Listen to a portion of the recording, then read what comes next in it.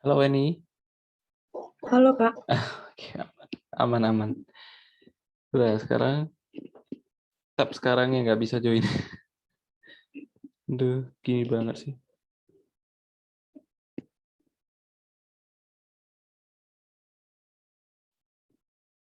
Oke, udah aman.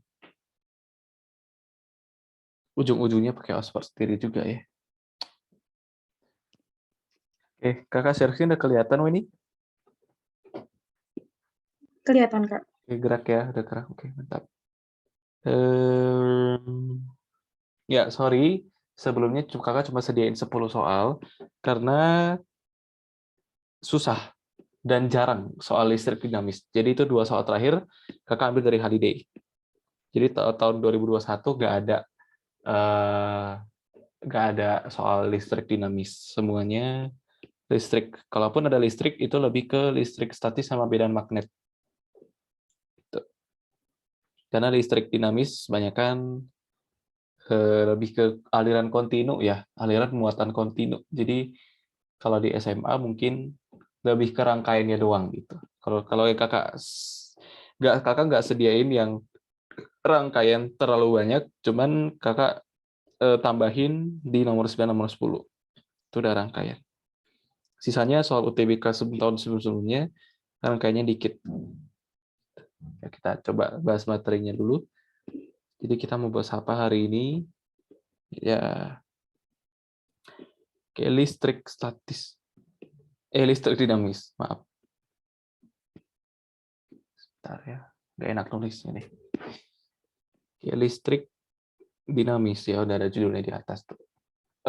Kita bahas apa sekarang? Kita nggak bahas lagi interaksi antara dua muatan, tapi kita lebih ke membahas bagaimana pergerakan dari muatan itu. Jadi muatan kita udah tahu ya, kalau muatan itu eh, aslinya atau asalnya itu adalah komposisi dari suatu atom. Jadi atom itu punya muatan. Kalau di inti atom atau nukleonnya itu ada proton dan neutron. Kalau yang mengelilingi inti atomnya itu adalah elektron. Nah, elektron, proton, neutron itu muatan. Nah, sekarang muatan ini dapat bergerak, bahkan bergerak tanpa bergerak bukan hanya melintasi atom ya, tapi memang pergerakannya seperti aliran air, cuman yang kita tidak dapat lihat secara kasat mata. Itu listrik dinamis kebanyakan membahas seperti itu. Nah, muatan-muatan yang bergerak itu kita namakan sebagai arus listrik. Jadi kita ada istilah namanya arus listrik. Jadi ketika muatan-muatan negatif itu dia mengalir, negatif, negatif ya. Dia mengalir, itu kita namakan sebagai arus listrik. Jadi sebenarnya tidak ada istilah yang pasti tentang listrik sebenarnya secara fisika ya. Tapi kita cek KBBI, kakak juga penasaran. Kalau di KBBI listrik itu apa? Ini pernah cari nggak? Enggak pernah. Cari deh, kakak juga penasaran. Kalau di KBBI itu, sekalian PBM-nya ya, daya atau kekuatan yang ditimbulkan akibat adanya pergesekan atau proses kimia yang dapat digunakan untuk menghasilkan panas atau cahaya atau untuk menjalankan mesin. Jadi kalau di KBBI, listrik itu definisinya adalah kekuatan atau daya. Padahal secara fisika tidak seperti itu. Jadi arus listrik lebih ke pergerakan dari muatan yang kontinu ya. Jadi dia nggak diskret. Jadi dia nggak satu biji, tapi dia lebih ke aliran gitu. Jadi aliran muatan itu kita namakan sebagai arus listrik seperti itu. Nah, ini biasa ada analoginya. Biasanya itu analogi aliran atau arus listrik pada rangkaian itu seperti jalan raya.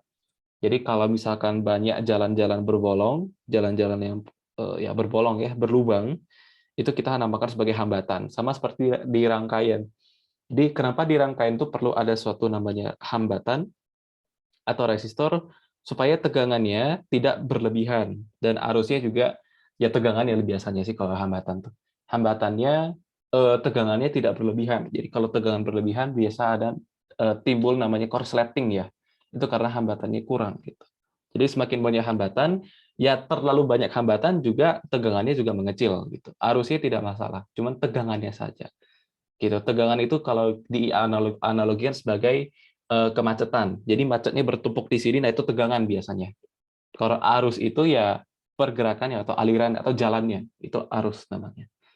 Jadi kita punya hubungan antara arus, tegangan, dan hambatan itu namanya hukum Ohm, diatur oleh hukum Ohm. Kalau di sini ya, hukum Ohm bukan hukum Ohm ya. Jadi I itu adalah V per R. Jadi arus listrik itu sebanding dengan tegangan. Jadi semakin besar tegangan, semakin besar alirannya. Jadi semakin ramai jalanan, semakin padat, ya berarti alirannya semakin semakin ramai ya. Kalau arusnya semakin besar, maka hambatannya semakin kecil. Jadi kalau hambatannya kecil, hambatan atau resistornya kecil, maka alirannya besar. Artinya lebih mudah dilalui gitu. Itu hubungan antara hukum I, V, dan R.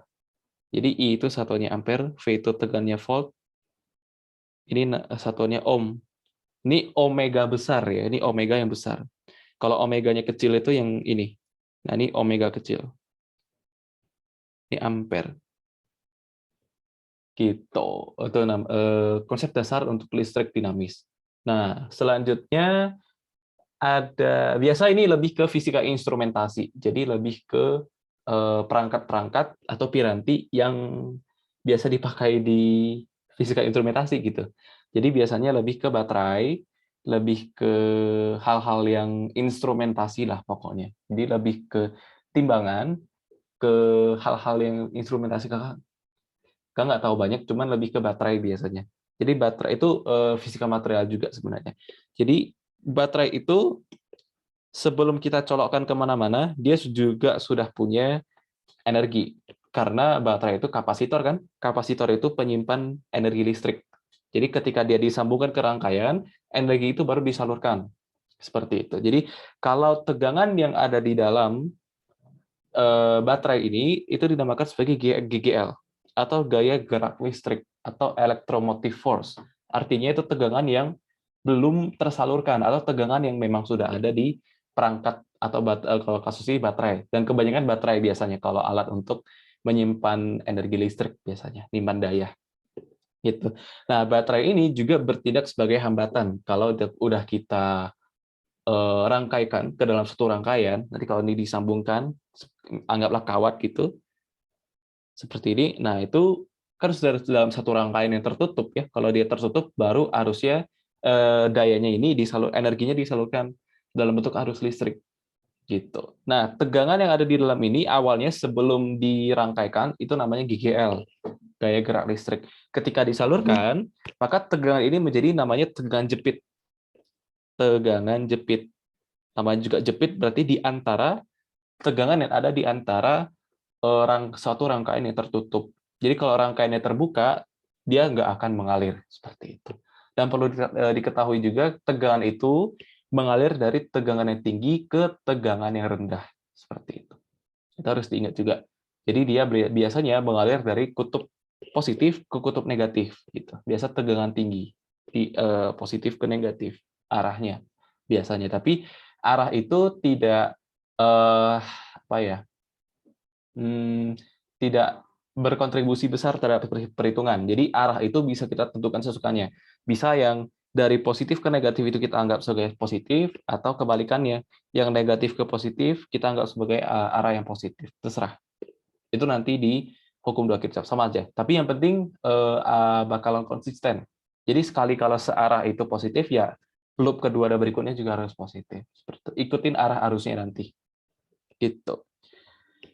Oke, nah apa hubungannya? Jadi kalau udah dirangkai ke rangkaian, ini namanya baterainya bertindak sebagai hambatan. Nah, nama hambatannya bukan hambatan pada rangkaian, tapi hambatan dalam. Gitu, hambatan dalam itu hambatan yang ya ketika baterainya bertindak ke dalam suatu rangkaian udah dirangkai, itu baterainya dianggap sebagai hambatan juga. Nah, biasa dianggap sebagai hambatan dalam. Biasa simbolnya R kecil. Kalau hambatan yang ada di rangkaian itu R besar.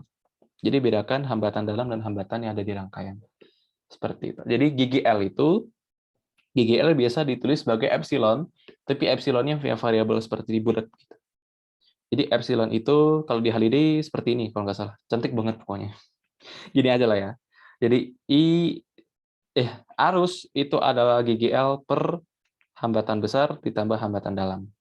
Jadi kita kalau pada rangkaian yang seperti ini, kita punya seperti ini. Arus yang mengalir itu bisa kita cari dengan seberapa besar GGL-nya dibagi dengan hambatan luar atau hambatan yang di rangkaian ditambahkan dengan hambatan dalam. Gitu. Hambatan dalam yang ya di baterainya seperti itu.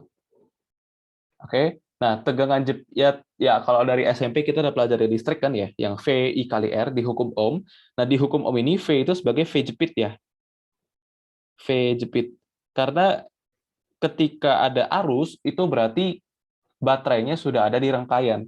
Jadi tegangan yang kita pakai ya tegangan jepit, bukan GGL. Jadi kalau di hukum Ohm selalu yang kita gunakan sebagai tegangan jepit. Tegangan yang sudah ada di rangkaiannya gitu. Jadi kalau tegangan yang udah di rangkaian kan udah pecah-pecah tuh. Nah, itu kita namakan sebagai tegangan jepit. Dan sudah pasti tegangan ini tidak akan sama di setiap titik. Gitu. Makanya biasa kalau di kata orang itu, kata soal-soal itu biasa namanya baterai ideal. Artinya tegangan arus itu sama di setiap titik, padahal aslinya enggak. Karena belum dipelajari kalkulus lebih dalam. Tapi gampang kalkulusnya sebenarnya. Seperti itu. Oke. Oh, tadi Kakak lupa. Jadi arus itu kan muatan yang mengalir ya. Nah, jadi ada definisinya. Jadi muatan arus listrik itu adalah muatan persatuan waktu. Muatan persatuan waktu. Jadi seberapa banyak muatan yang mengalir dalam misalkan ada 1000 proton per detik. Nah, itu berarti arusnya itu ya 1000 ampere. 1000 proton per detik berarti 1000 ampere. 1000 elektron per detik itu 1000 ampere. Itu definisinya. Jadi muatan yang nggak bisa terkuantisasi, tapi arus itu bisa. Karena arus itu sifatnya kontinu. Seperti itu. Jadi biasa kalau penulisannya itu dq dt. Gitu. Jadi dq adalah I dt. Kalau kita integralkan, jadi Q adalah integral I dt. Gitu. Jadi Q adalah integral dari arus terhadap waktu. Gitu. Tapi ini aja sih biasa dipakai. Itu basic banget. Jadi kebanyakan kalkulusnya kayak gini doang gitu. Cuma penerapannya susah. Gitu. Terus apalagi Kakak ketinggalan apa ya? Oh, hukum Kirchhoff ya, lupa. Ada namanya hukum Kirchhoff dan ini sudah kerangkaian biasanya. Jadi kita tadi udah bahas rangkaian, baru kita bahas hukum Kirchhoff gitu. Hukum Kirchhoff ada berapa ini? 2 ya, Kak. Yang pertama apa katanya? I masuk sama dengan I keluar. Oke. I masuk sama dengan I yang keluar. Kalau hukum 2 Kirchhoff? Beda potensial di rangkaian tertutup itu jumlahnya sama dengan 0. Ya, betul. Jadi beda potensial itu terdiri dari GGL, betul. Jadi sigma GGL tergantung berapa banyak baterai yang dipasang, ditambahkan dengan tegangan jepitnya, yaitu sigma I kali R. Sama dengan 0, betul. Ya udah, gitu aja. Tapi penerapannya yang ribet biasanya hukum 2 Kirchhoff. Itu soal sekolahan. Tapi kalau soal yang di PTN, biasanya nggak lagi seperti itu. Karena itu meribetkan. Tapi wajib dipelajari ya, kali aja keluar gitu. Nah, hukum 1 Kirchhoff ya seperti ini. Yang masuk sama dengan yang keluar. Itu gampang lah ya. Jadi kalau seberapa banyak. Tapi ingat, oh ya arus ya, bukan tegangan. Tapi kalau dia ada tegangan, jadi Kakak lupa kasih konsep tegangan. Jadi kalau ada suatu rangkaian seperti ini, katakan titik A, tengah-tengahnya ada hambatan, terus ujungnya titik B. Nah, titik A, titik ini, di sini, dimanapun, itu punya tegangan yang nilainya berbeda-beda. Ingat, tegangan itu di mana-mana, di titik manapun dia berbeda-beda. Jadi kakak namakan titik C, D, E, F, G, itu tegangannya di setiap titik berbeda-beda. Nah, jadi makanya muncullah istilah namanya beda potensial atau beda potensial tegangannya. Jadi muncullah istilah beda potensial dan satuannya volt. Jadi kalau di titik A tegangannya misalkan potensialnya 2 volt, kalau di B potensialnya 4 volt, maka kita tahu pergerakan arusnya itu dari sini ke sini. Dia ingat tegangan itu arus mengalir dari tegangan tinggi ke tegangan yang rendah, seperti itu. Harus diingat. Jadi kalau ditanya beda potensial antara A dan B, berarti 2 volt. 4 dikurang 2. Atau gini deh, 3 volt. Berarti beda potensial V, dan biasa itu dinamakan sebagai V jepit ya, tegangan jepit. Karena udah di rangkaian gitu. VAB itu adalah 4 volt dikurang 3 volt jadi 1 volt. Ini beda potensial. Tegangan ya, tegangan atau beda potensial. Seperti itu. Jadi potensial di setiap titik itu berbeda-beda, tapi yang sama itu adalah beda potensial antara titik A dan B gitu. Seperti itu. Itu tegangannya atau beda potensial. Eh, Oke, jadi kalau ada I masuk, sama dengan I yang keluar. Jadi misalkan di I1, I2, dan ini lumayan penting, karena kepake di hukum 2 Kirchhoff ya. Ini 4, ini 5. Jadi I1 tambah I2 sama dengan I3 tambah I4 tambah I5. Enak-enak aja ya, makanya masuk ke materi SMP. Tapi yang di SMP kalau hukum 2 Kirchhoff pusing dia. Pusing banget. Jadi kalau hukum 2 Kirchhoff lebih ke di dalam satu rangkaian itu ada baterai, dan biasa baterainya lebih dari satu. Biasa bisa 2, 3, 4, dan seterusnya. Jadi kakak kasih contoh aja, misalkan di sini ada baterai. Gambar baterai gimana sih, gimana ya? Gini aja lah ya. Karena dia beda sama tegangan soalnya. Sap, sap, sap, sap, sap. Ini ada baterai lagi misalkan. Sap. Ini hambatan R, ini hambatan L, ini gigi L1, ini R1, R2, gigi L2. Jadi kalau kita untuk mau mencari, biasa ditanya tergantung ya, tapi hukum 2 Kirchhoff itu ya menyatakan segalanya. Ada tegangan, ada arus, ada hambatan, semuanya ada di situ. Jadi kita ambil satu loop yang seperti ini, sap, maka kita punya, misalkan dari titik sini kita jalan nih. Jadi jalan ke atas dulu kan, ketemunya I1. Nah, E1. Tergantung mana positif, mana negatif. Kalau pertama kita ketemu kutub negatif, berarti nilainya minus E1. Ini negatif, ini positif, ini negatif. Kalau kita pertama ketemu kutub negatif, ya berarti minus E1. Gitu. Terus kita jumlahkan dengan R1. Kalau misalkan arus yang mengalir di sini adalah I, karena satu rangkaian doang dan di rangkaiannya sehari ya. Jadi nggak bercabang maksudnya, nggak paralel, maka I-nya satu loop sama semua. Jadi I dikali R1 ditambah dengan, kalau ketemu kutub positif dulu berarti positif E2, ditambahkan dengan kalau ketemu R2 berarti I kali R. I-nya tetap I yang sama di sini, dikali R2 sama dengan 0. Nanti dari sini baru biasa diketahui ya, biasa gigi L itu diketahui berapa volt, R-nya biasa diketahui, biasa dicari I. Tapi ini masih satu loop, biasa ada yang lebih dari 2 loop atau 3 loop. 3 loop aja udah 3 variabel, lah itu ribet ya. Itu jarang kalau ada soal PTN, lebih ke banyak soal sekolahan biasanya itu. Sampai sini ada yang mau ditanyakan dulu ini? Belum ada, Kak. Kakak ketinggalan apa lagi ya? Udah lengkap belum? Itu, Kak, energi dan daya listrik itu Ah, potensi ya oke. termasuk. Masuk. Oke, jadi daya itu sebenarnya energi persatuan waktu ya. Jadi daya itu energi persatuan waktu. Tapi kita harus tahu dulu energinya apa. Jadi energi listrik itu, kakak nggak tahu awalnya dari mana, kakak juga bingung sebenarnya. Tapi energi listrik itu definisinya adalah VIT. V dikali I dikali T. Jadi kalau kita mau cari daya, masuk di sini. Jadi dayanya P itu adalah VIT per T. Jadi T-nya coret habis. Jadi P-nya adalah V dikali I. Di mana kita tahu tadi hubungannya IVR-nya ini kan. I itu V per R. Ya, masukin aja ke sini I-nya. Kalau kita masukin I jadi V kuadrat per R. Kalau kita masukin V-nya, maka jadinya I kuadrat dikali R. Ya, seperti ini. Ini energi listriknya, ini daya listriknya. Jadi daya listrik sebenarnya hampir sama ya, bedanya waktu aja kan. Daya itu kan energi plus satu waktu, energinya definisinya ini kayaknya. V dikali I dikali T. Gitu. Kalau ini dayanya, masalah daya. Ada lagi, Mbak nih?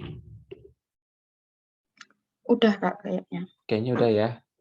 Oke. Sisanya latihan soal aja. Jadi latihan soal itu, karena kakak cuma 10 soal, ini mau kakak tambahin soal nggak tentang rangkaian?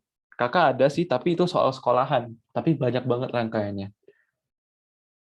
Iya, nggak apa-apa, Kak. Nggak apa-apa ya, nanti kalau kita udah bahas 10 ini, kakak juga tetap send ke Drive ya. Mana tahu ini mau coba-coba.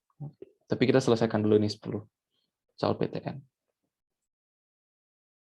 Ayo kita, nomor 10 ini ada di tryout kakak kemarin. Tryout yang, ya, kakak masukin ke tryout soal ini. Oke, kita mulai dulu nomor 1. Mau dicoba dulu, Weni? Iya, Kak. Oke.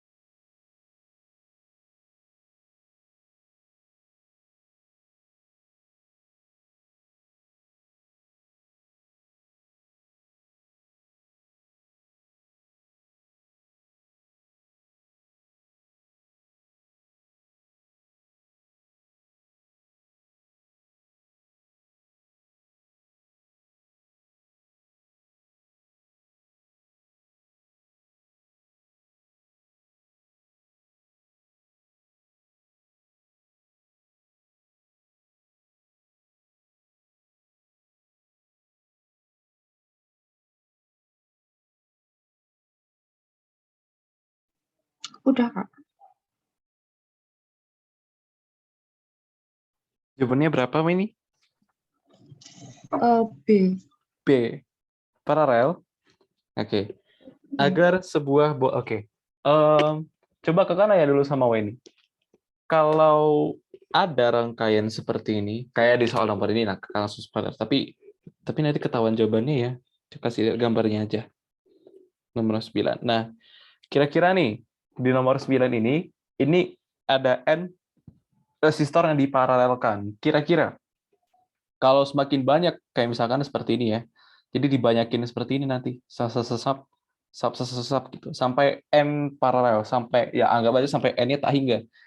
Kira-kira semakin banyak yang paralel, arusnya semakin besar atau makin kecil?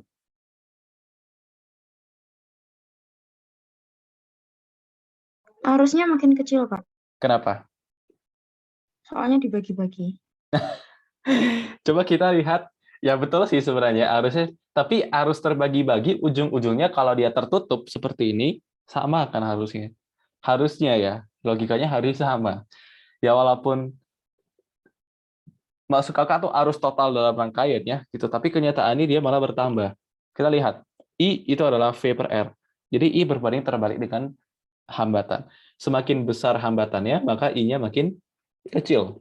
Kalau semakin kecil hambatannya, I-nya makin besar. Kalau semakin banyak resistor, sampai ada N resistor, kita bandingkan aja dengan 10 resistor dengan 1000 resistor. Coba. Ada 1000 R dengan 10 R. Kita bandingkan.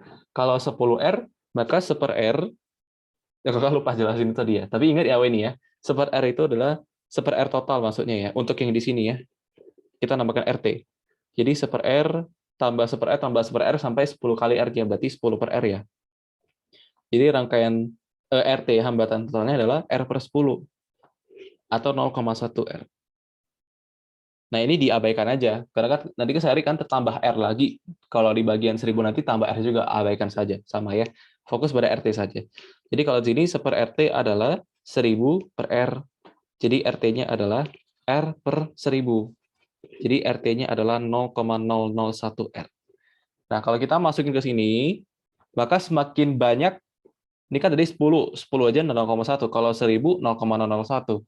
Kalau 1 juta, 1 miliar, maka makin kecil. Ini makin kecil. Kalau hambatan yang makin kecil, maka arusnya makin besar. Gitu. Sampai sini paham ini? Ya, paham, Kak. Seperti jadi makanya kalau di soal ini itu ada dibilang arusnya bertambah sebesar 1,25%. Gitu. Nah, ditanyakan berapa nilai dari N. Gitu. Gampang sebenarnya, gampang banget. Jadi ini soal holiday BTW. Ya, seperti ini. Lebih ke konsepsi sebenarnya. Jadi ingat aja, kalau semakin banyak rangkaian hambatan dan dirangkai secara paralel seperti ini, arusnya makin bertambah. Tapi kalau dia seri, nah kalau dia seri berarti R tambah R tambah R tambah R. Maka ini kan makin besar. Kalau ini makin besar, arusnya makin kecil. Seperti itu. Paham ini? Iya, paham, Kak. Oke, jadi kalau di soal ini, nggak tahu, kayaknya nggak relate aja ya. Tapi keren tadi. Kakak mau kasih tahu itu. Agar sebuah bola lampu listrik 25 volt 100 watt dapat bekerja dengan layak ketika dihubungkan dengan sumber DC. DC itu adalah direct current, artinya arus searah. Kak, emang ada arus bolak-balik? Ada dipelajari ya, Weni ya? Namanya AC, alternate current. Itu listriknya bolak-balik. Dan itu arus yang real atau yang paling nyata gitu. Kalau DC itu yang ideal banget.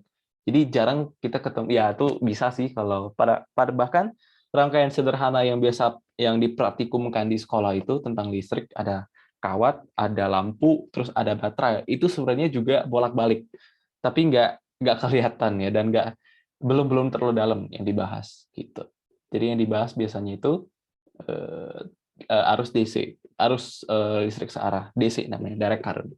Current itu arus, direct itu searah kayaknya ya, tapi direct ada itu langsung.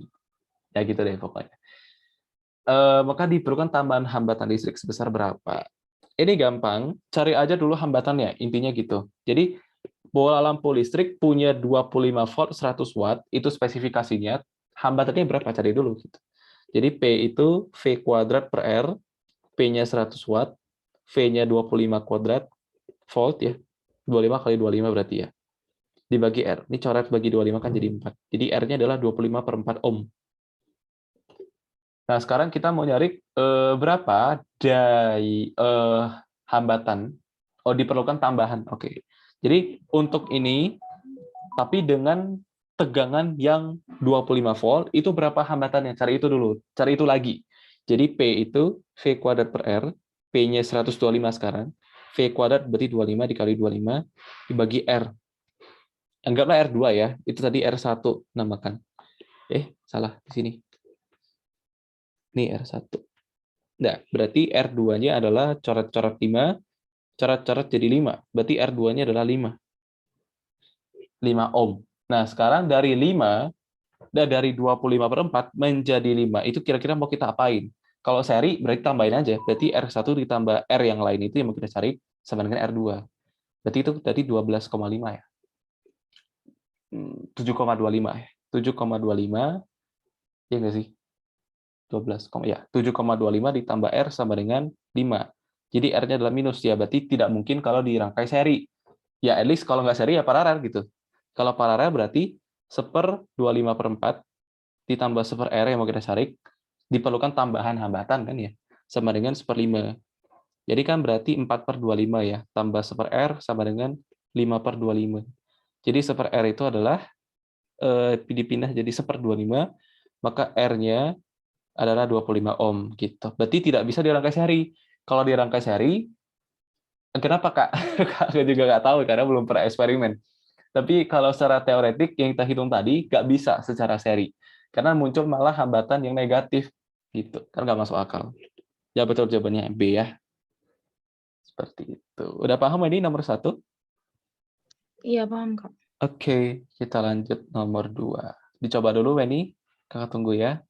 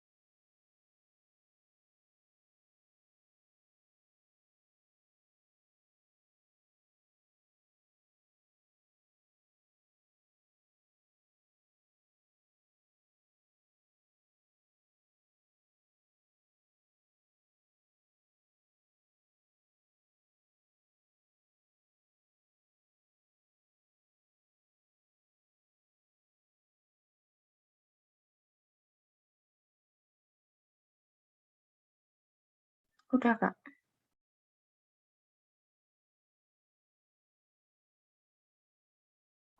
Jam berapa jawabannya, Weni? 24. 24 watt. Oke, kita lihat. Di sebuah rumah terpasang, kali aja UTBK 2022 nanti keluar soal tentang ngitung-ngitung duit kalau ada listrik. Hitung duit rumah atau rekening listrik yang kali aja. Tapi itu soal SMP banget. Tapi mungkin aja kalau versi HOTS-nya kali aja ada ya. Oh iya, aduh ada yang request. Lagi nanti. Oke, di sebuah rumah terpasang dua buah bola lampu, masing-masing tertulis 60 watt dan 120 volt, satu lagi 40 watt sama voltnya sama. Jika kedua bola lampu dihubungkan seri pada tegangan 120 volt, berapa jumlah daya pada kedua bola lampu tersebut? Oke, ya udah gampang, cari aja dulu hambatan dari masing-masing lampu. Jadi untuk lampu yang tadi 60 watt 120 volt itu cari tegangannya dulu. Cari hambatannya. Jadi P itu V kuadrat per R. Jadi 60 itu adalah 120 dikali 120 dibagi R. Coret-coret 2. Jadi R-nya adalah 210 ohm. Yang satu lagi yang ini itu hambatannya P itu kan V kuadrat per R. Jadi 40 sama dengan 120 dikali 120 dibagi hambatan. Coret-coret 3. Jadi R-nya adalah 360 ohm. Nah, ini katanya dihubungkan seri. Kalau dihubungkan seri berarti jumlahin aja kan? Ini dengan ini kalau dihubungkan seri, berarti R totalnya nanti jadi 600 volt. 600 omega, ohm. Ya betul kan ya? Ya, betul, 600. Terus kalau dihubungkan pada tegangan 120 volt, berapa dayanya? Ya udah, berarti P, V kuadrat per R lagi. V-nya berarti 120 dikali 120 dibagi 600. Jadi coret-coret 5, 120 bagi 5 jadi 24 watt. Seperti itu. Betul, jawabannya C. Sampai sini paham ini? Paham, Kak? Caranya sama, Weni. Sama. Oke, mantap lah. Kita lanjut. Soal nomor 3. Dua alat pemadam. Ya, mau dicoba dulu, Weni? Iya, Kak. Kakaknya terlalu semangat. Ya, oke. Kakak tunggu ya.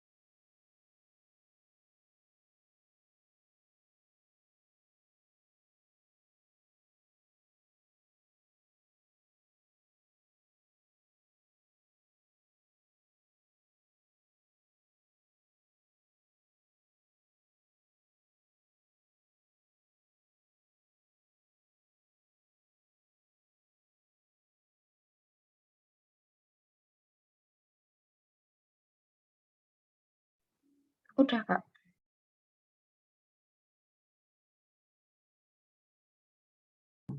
Berapa jawabannya, Wendy? Yang C ya, Kak? Yang C, kita lihat.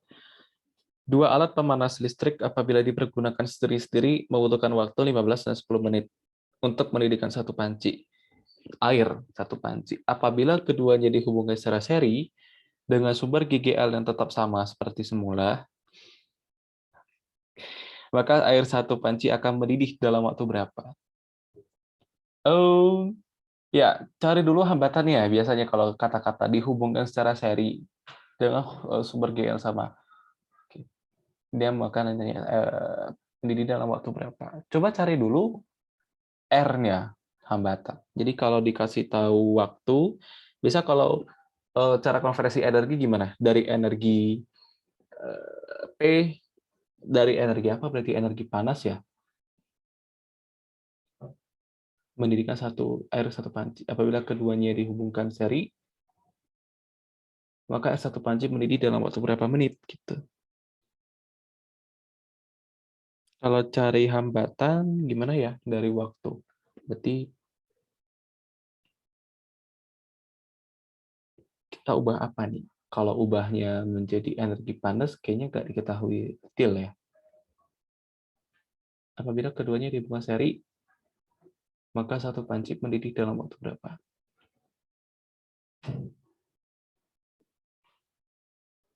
Kalau P itu energi persatuan waktu. Di mana berarti P itu kan V kuadrat per R. V kuadrat per R.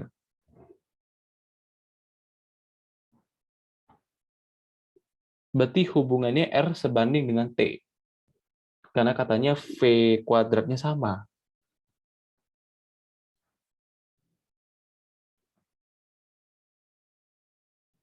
Kalau kita pakai hal yang seperti itu, kita pakai hubungan R sebanding dengan T, maka kalau digabungin, kita anggap dulu kalau ini sebagai hambatan, ini sebagai hambatan. Coba tes dulu. Berarti kalau seri, berarti R totalnya, ya tambah dong ya, betul-betul. Berarti R1 ditambah R2, jadinya 15 ditambah 10, jadinya 25 menit. 25 ohm. Jadi 25 ohm ini dengan sumber tegangan yang sama, akan mendidih gitu. Karena kita punya hubungan di sini ya. R sebanding dengan T. Jadi waktu sebanding dengan hambatannya. Karena dengan sumber listrik yang sama kan seperti itu. Jadi kalaupun mau dibuat variabel banget, ya R itu berarti V kuadrat dikali T per E. Gitu kan? E itu energi. Nah, dengan anggaplah energinya sama dengan V kuadratnya sama. Jadi nanti RT itu adalah V kuadrat dibagi E dikali T1 tambah T2. Gitu. Nah, jadi kalau ditanya waktu, berarti ini ya R itu ganti lagi ke ini, V kuadrat T per E. Berarti kan dicoret juga ujung-ujungnya, seperti itu. Jadi T-nya adalah T1 ditambah T2. Gitu. Jadi jadinya 25 menit, seperti itu. Ya, betul. Kalau paralel, paling ya gantinya di seper-seper aja. Seperti itu. Sudah paham ini? Paham, Kak? Oke, kita lanjut ke soal nomor 4. Nah, ini baru yang ada energi panasnya. Mau dicoba dulu, Weni? Iya, Kak. Oke.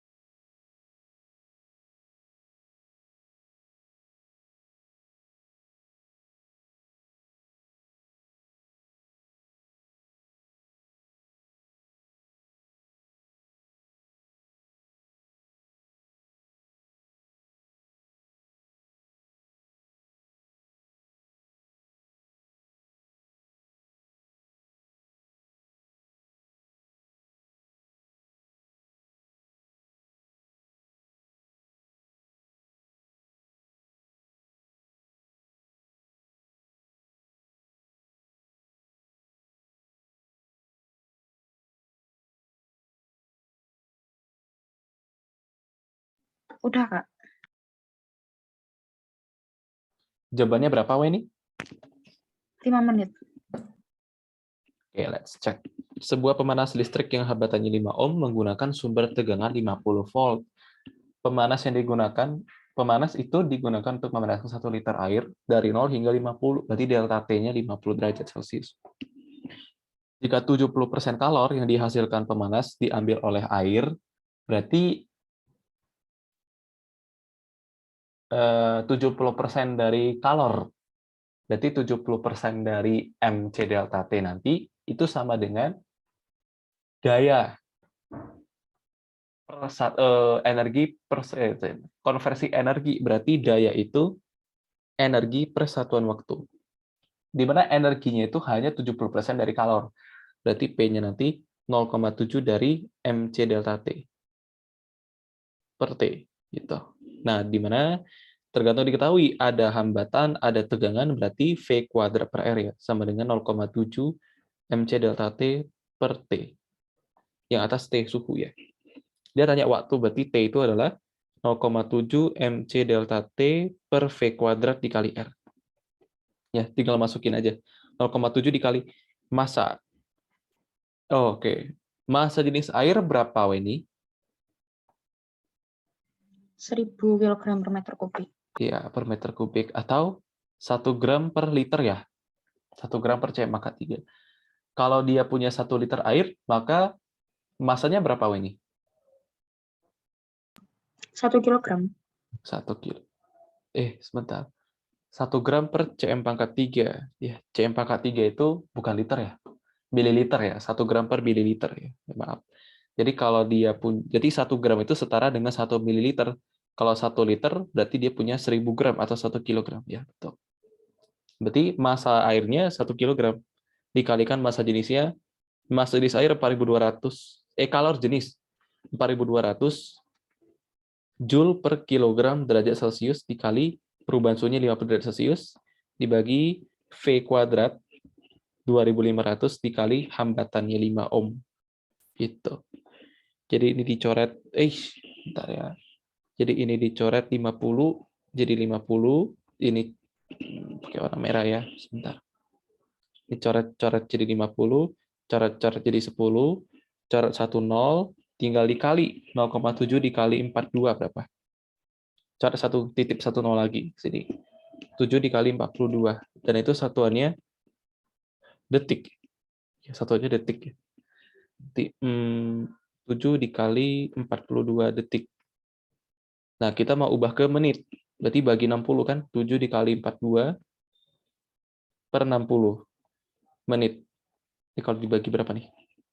Bagi 6, 7. Bagi 6, 10. Berarti 49 per 10. Berarti 4,9 menit. Kira-kira 5 menit lah ya. Jawabannya yang A. Tuh. Sampai sini paham ini nomor 4? Paham, Kak? Oke, kita lanjut soal nomor 5. Perhatikan gambar berikut, Kakak kopas saja ya. Kapes di sini. Tuh. Diketahui potensial di titik A dan di titik E berturut-turut adalah 20 volt dan 30 volt. Kakak tulisin. Ini 20 volt. Yang di B itu, yang di E, ini 30 volt.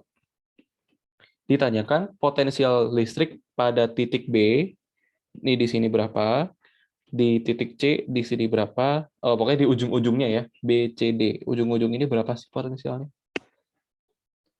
Mau dicoba dulu ini? Iya, Kak. Oke.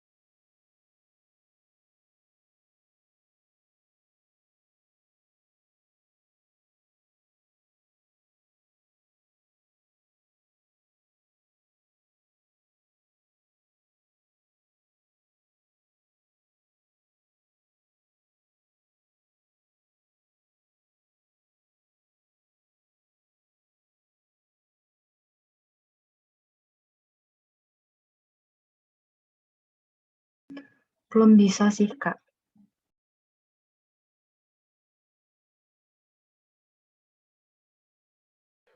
Oke, ya, mari kita cek. Coba tebak-tebak, oh ini jawabannya apa kira-kira? Pilih aja satu. Bentar, Kak. Hmm.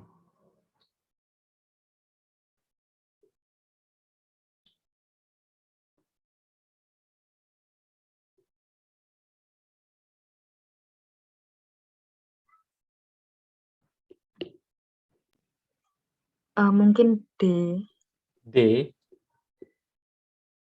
Mungkin. D, oke, nggak apa-apa. Kita cek. Kali aja betul kan nggak apa-apa, bonus kan UTBK aja nanti. Oke, potensial di titik A dan E 20 dan 30 tadi. Oke. Ditanya kalau di BCD berapa? Gitu.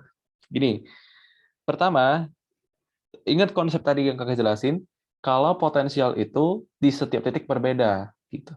Jadi di titik P punya potensialnya sendiri, di titik Q punya potensialnya sendiri. Seperti itu. Nah, cara mencarinya gimana? Ya, simple. Diketahui, kalau kita lihat dari AP dulu, ada arus 4 ampere, ada hambatan 4 ohm. Berarti tegangan di situ berapa, Weni? Di titik P ya, Kak? Di antara A dan P, ketika arusnya mengalir di situ. 16. 16, betul. Jadi di sini itu 16 volt. Jadi di P itu berapa dong tegangan yang ini? Seharusnya. 4. 4. 4. Oke, bisa. Kita anggap dulu 4. Kalau kalau nggak 4, kira-kira berapa? 36. Mana yang betul? 4 atau 36? Mungkin 4, Kak. Kenapa, Weni? Soalnya arah arusnya Ya, ke betul. arah sini. Iya, betul. Karena arus listrik mengalir dari tegangan yang tinggi ke tegangan yang rendah. Betul. Jadi kalau A-nya 20 volt dan arahnya menuju P, berarti di titik P potensialnya itu berendah, lebih rendah. Kita tahu tadi tegangan di antara AP itu kan 16, berarti potensial di P 4 volt. Seperti itu. Benar ya? Itu penting konsepnya, jangan dilupain. Terus kalau gitu, arus itu mengalir bercabang kan ya, gitu. Percabangannya di sini ada dua. Tadi kan ada 4 ampere di sini, terus bercabang dua ke sini dan ke sini. Gitu. Karena kita nggak tahu setiap cabangnya itu berapa arusnya. Tapi kita tahu hambatannya doang ya. Beda tegangannya belum tahu atau beda potensialnya belum tahu seperti itu. Coba kita cari dari sini.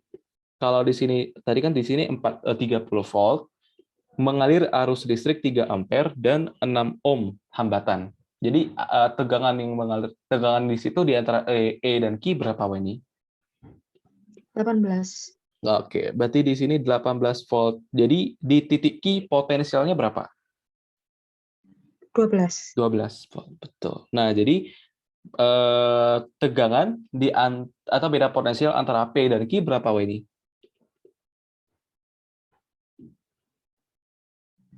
Min 8.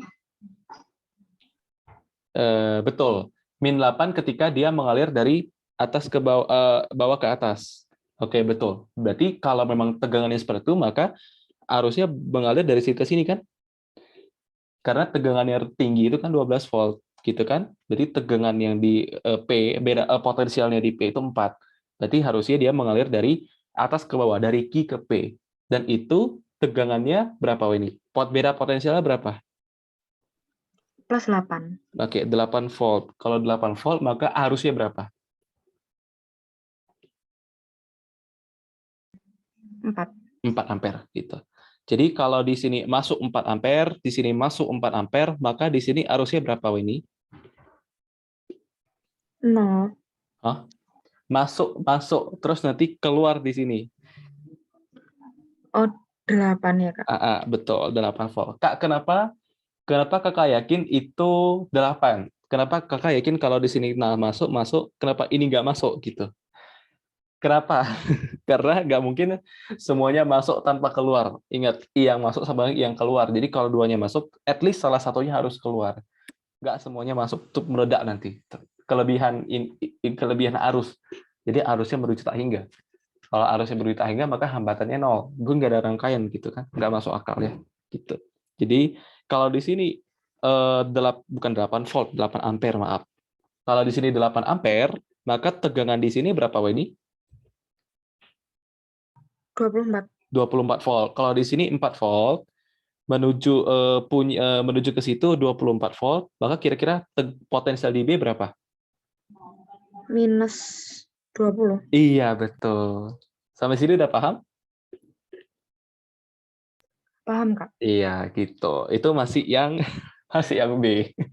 Belum yang C, D ya, kayak pelan-pelan. Nggak apa-apa, at least udah tahu kalau potensial itu bisa negatif, tapi beda potensial selalu positif. Gitu ya. Beda tegangan selalu positif. Kenapa positif? Karena selalu arus mengalir dari potensial tinggi ke potensial rendah. Dia tidak mungkin bisa dari, sama seperti air gitu. Air mengalir dari atas ke bawah, nggak mungkin dari bawah ke atas secara sendirinya, nggak mungkin. Sama seperti listrik gitu, arus tidak mungkin mengalir dari yang rendah ke tinggi, nggak mungkin. Mungkin kalau ada gaya luar gitu ya, tapi kalau untuk kasus ini tidak mungkin sendirinya gitu. Oke, ya at least minus 20-nya betul ya. IRT-nya masih ada dikit nilainya, lumayan. Terus ditanya di C, oke, kita lihat lagi. Tadi di B, tadi di Q, buram ya. Tadi di Q itu 12 volt. Oke, ini juga ada arah, udah diketahui. Arah di sini, arahnya ke atas kan? Berarti tegangannya di sini lebih tinggi daripada tegangan di D.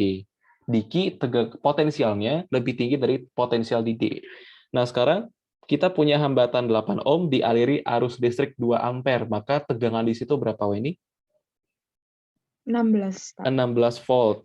Jadi kalau di sini 12 volt, mengalir arahnya ke situ, maka di sini berapa potensialnya?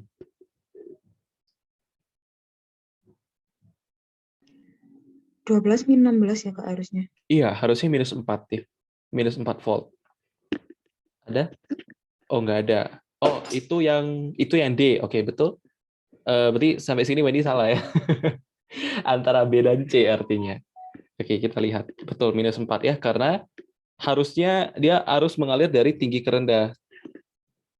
Tapi nggak tahu ya kenapa seperti itu. Harusnya ya, harus mengalir dari potensial tinggi ke potensial rendah. Gitu. Atau cuma sekedar minus aja, kakak nggak tahu juga. Ya, kita lanjut ke yang C. Kalau itu di situ 2 ampere, tadi di sini kan masuk 3 ampere kan? Tadi di sini masuk 3 ampere, yang keluar 2 ampere, ini keluar 4. Sebentar. Tadi ini masuk 3 ampere, keluar 2 ampere, terus keluar lagi ke sini, keluarnya berapa? 4 ampere. Maka C-nya, di titik C, seharusnya untuk mengimbangi supaya I-nya tidak negatif. Maka harusnya masuk ya. Masuknya berapa, ini?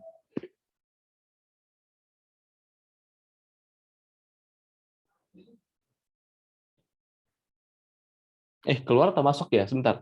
Masuknya tadi 3, terus keluarnya 2, kan 1. Keluar lagi 4, jadi 3. Berarti masuknya harus 3 ampere ya, supaya mengimbangi.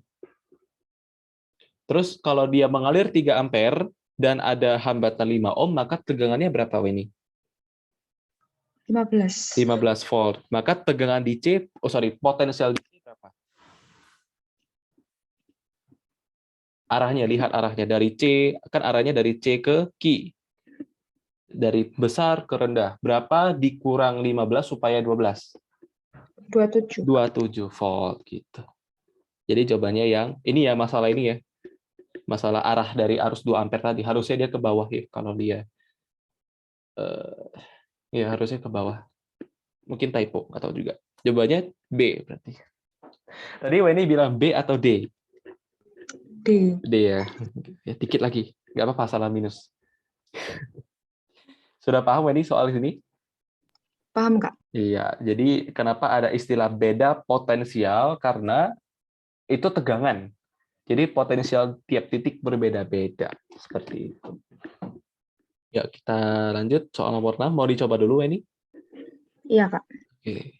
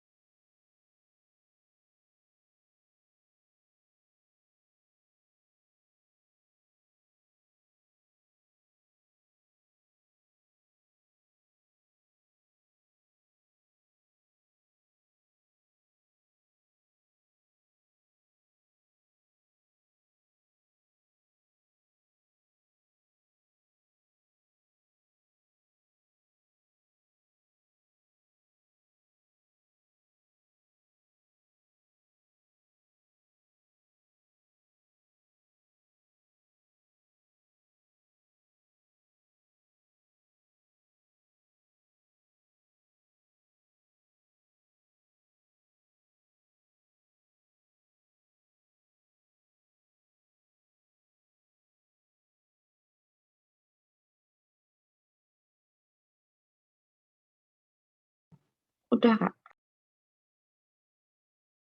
Jawabannya berapa, Weni? 20. 20 derajat Celcius. Kita cek. Nomor 6. Ketika sebuah gulungan kawat pemanas diberi beda potensial tegangan 100 volt, ternyata dapat menaikkan suhu 1 kg air sebesar 10. Berarti ini sudah delta T. Dalam waktu 100 detik.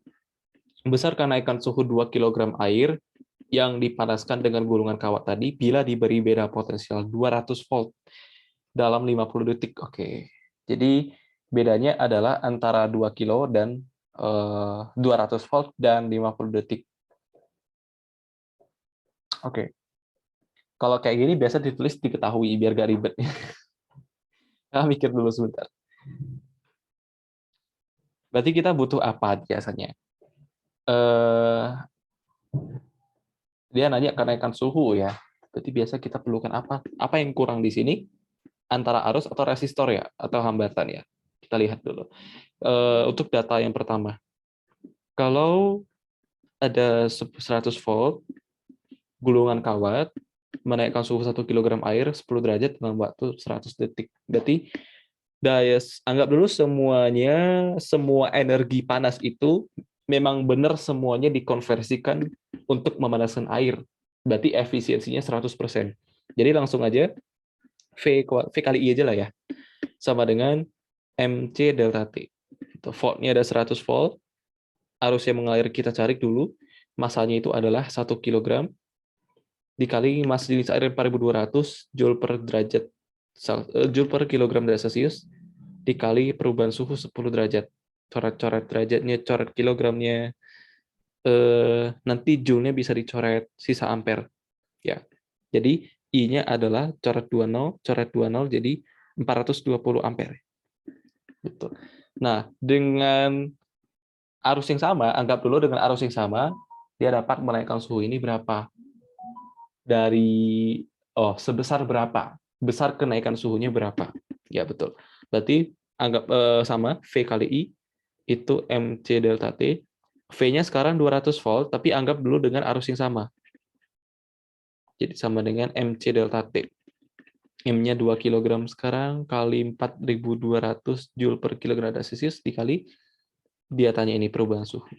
Jadi perubahan suhunya adalah 200 dikali 420 dibagi 2 dikali 4.200. Ini coret-coret jadi 10, coret-coret jadi 10. Jawabannya yang B, Weni. Ayo, kakak ada silap atau ini yang silap nih? Saya, Kak, yang salah. Oke. Pertama, ini kita pakai sebentar, antara kakak atau kamu yang salah, sebentar. Ada lagi kakak kurang ini kan.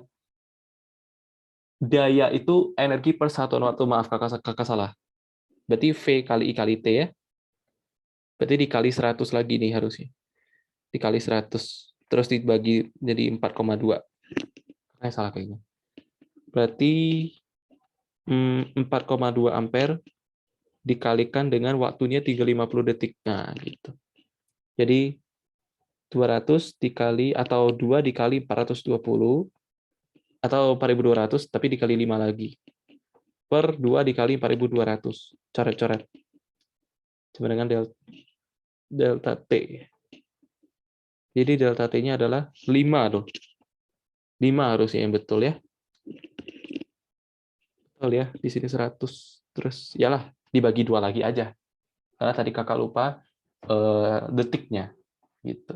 Sampai sini paham, Wedi? Paham, Kak? Wedi salahnya di mana? Salah ngitungnya aja. Oh, oke, silap ngitung. Nggak apa-apa. Kita lanjut nomor 7. Mau dicoba dulu, Weni? Iya, Kak. Oke. Weni mau sampai jam 3 aja? 3.15 mungkin, Kak. Oke. Soalnya besok ada oprak. Oke, boleh. Tadi tadi pas record terakhir kali yang kita langsung mulai itu sekarang waktunya udah 1 jam 20 menit. Jadi nanti transfernya 1 jam 30 menit aja ya, Weni? Iya, Kak. Oke.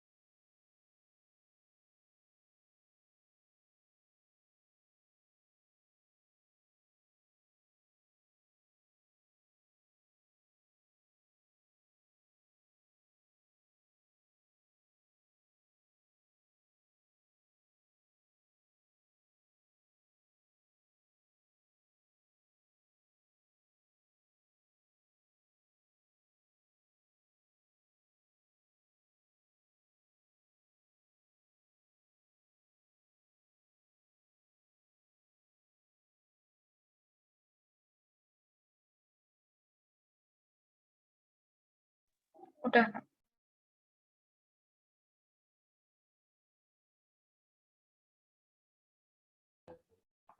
Berapa jawabannya, Weni?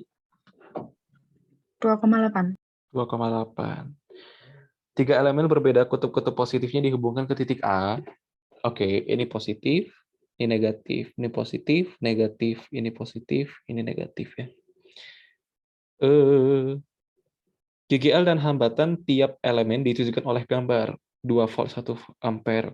Oke. Beda potensial antara titik A dan B. Beda potensial berarti tegangan ya, tegangan antara A dan B.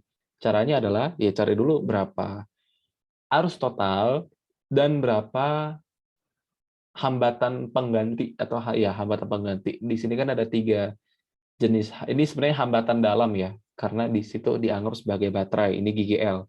Jadi pasti punya hambatan dalam.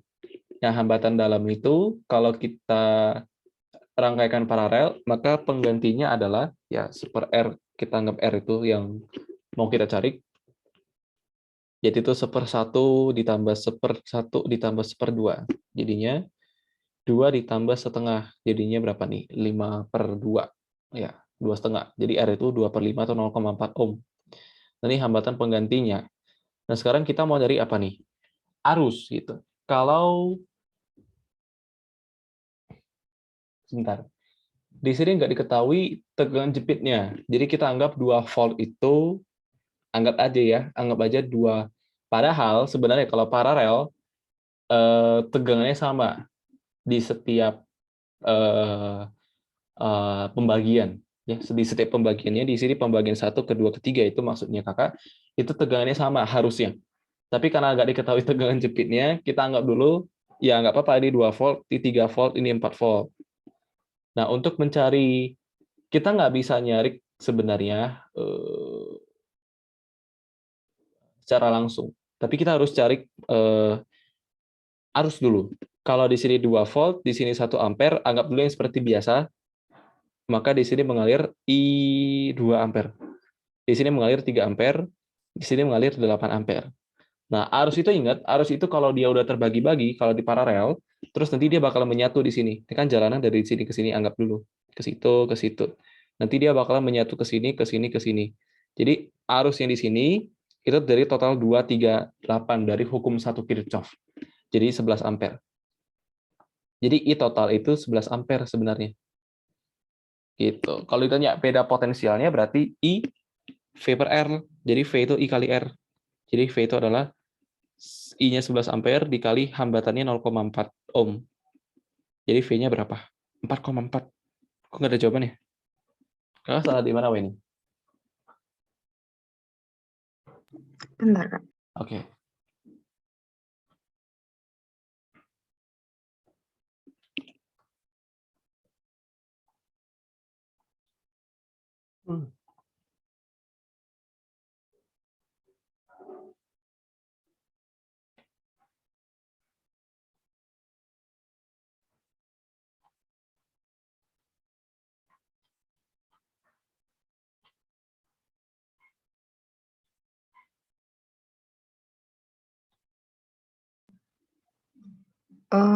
Bentar, Kak. Oh, kakak tahu kakak salah di mana? Karena kakak kalikan semua. Harusnya I itu V per R kan? Ya, kakak kalikan semua, nggak boleh, haram ini. Jadi ini betul 3 ampere, tapi ini bukan. Jadi I itu V per R di 2 ampere ya. Ya kan, sebenarnya kakak salah di situ ya. Jadi Iya, iya. iya, 2, 3, 2, jadi 7. Ya, betul. Jadinya 7 dikali ya 2,8. Maaf ya, kalau dikali jadi 8, harus nggak boleh. Oke, ini udah betul, mantap. Kita lanjut ke nomor 8 nih, UTBK nih. Mau UTBK atau yang nomor 9 atau nomor 10 dulu ini? Kayaknya yang sempatnya satu soal doang. Oh, yang lanjutannya tadi aja nggak apa-apa, Kak? Nomor Nomor 8. 8. Oke. Ya. Aduh, kelihatan nggak ya?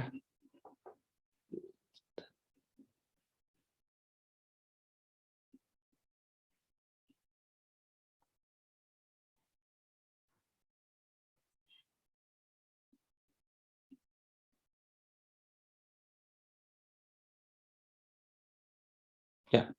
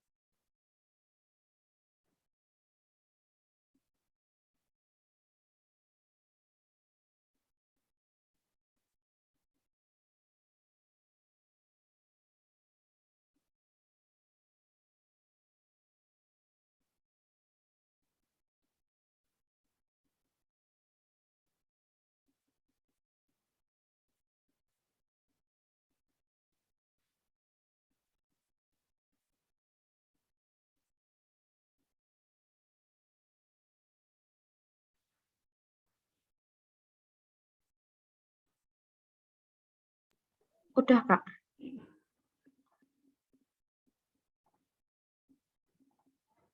Jawabannya berapa, ini? 2 volt. 2 volt. Ya, betul.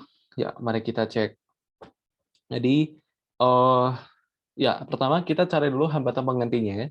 Maka di sini R dengan R, maka penggantinya adalah R per 2 ya. Jadi kita gambar di sini, kita abaikan ini, jadi R per 2 ya, karena paralel.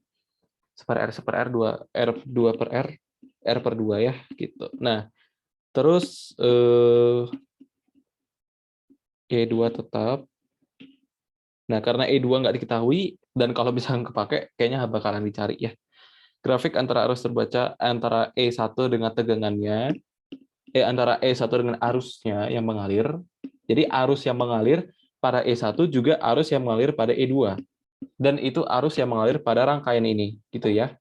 Jadi, atau arus totalnya lah, ibaratnya seperti itu. Jadi ini sebenarnya I total. Terus ini E1. Dari sini kita bisa cari apa? Biasanya kita bisa cari hambatan. Karena kita tahu kalau ini kan kemiringan garis. Kemiringan itu kan delta Y per delta X. Jadi delta Y itu apa? Si I-nya. Jadi kemiringan itu kan delta Y per delta X. Di mana delta Y itu adalah I, terus delta X adalah V. Kita tahu tadi kalau I itu kan V per R. Jadi R itu ya V per I.